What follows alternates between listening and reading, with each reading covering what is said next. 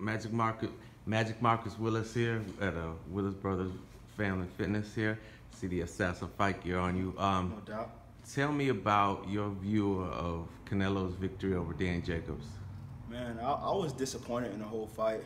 I felt like neither one of them really gave us what we expected. I expected a much more epic fight, and I expected more intensity from both of them. And Danny was very timid.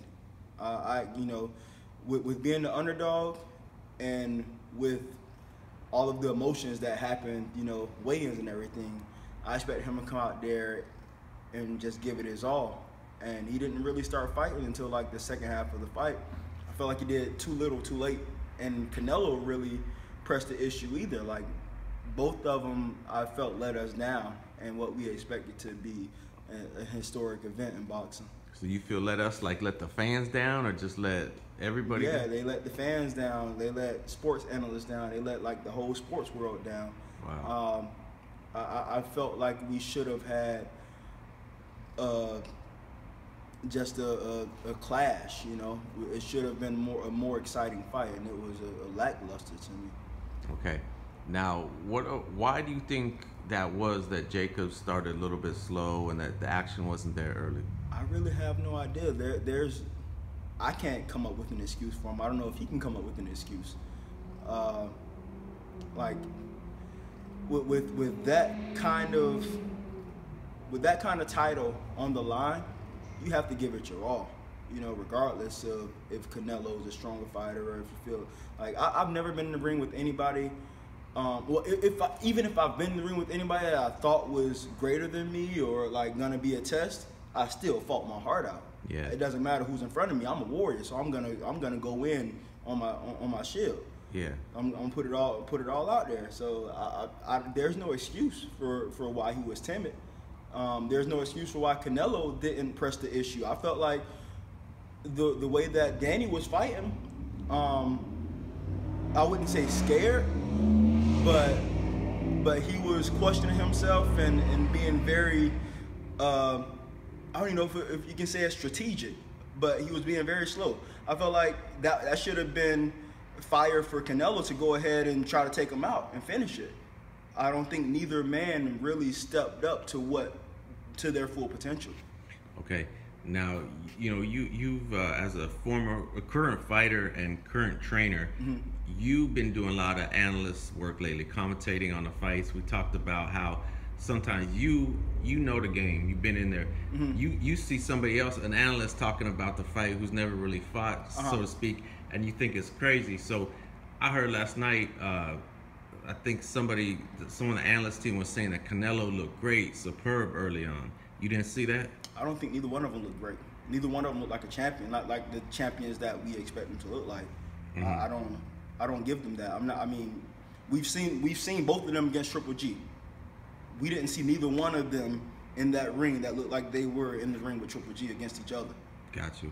Did you score the fight personally? Who do you think won? I scored it for Canelo.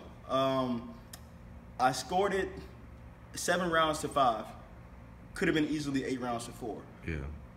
But I scored it for Canelo. Did you notice, though, a change in the second half of the fight? Like, there was some kind of action going on a little bit? Danny started throwing a little bit more combinations and pressing a little bit more. But he wasn't really landing the clean shots. He did throw some good combinations and landed some good shots. But I don't think it was enough to secure some of the rounds. Got you. Yeah. And Gennady Golovkin even took to his Instagram and said, man, these people disappointed the fight. He kind of echoing what you had to say, huh? Yeah, I mean, he's been there with both of them, so he knows what they have to offer, and they didn't bring that. I think, I seen, was it Chavez, or I think it was Chavez that said he thought Canelo lost the fight. Yeah. I don't know how he saw that, but Yeah. like, I was rooting for Danny. Like, Danny's my boy. I wanted Danny to win. Tell me about your history with Danny. You fought him. Me and Danny fought in the 04 finals of the Under-19 Nationals, and great fight. One of my favorite fights. I was in the ring across from Danny, actually, just in all of them a little bit. I never knew who Danny was. In the amateurs, I never really cared about names. And like everybody's like, "Oh, you fighting Danny Jacobs, Danny Jacobs?" And I'm like, I don't care. I'm fighting regardless. Yeah. I'm Marcus Willis, so I don't care who I'm fighting with.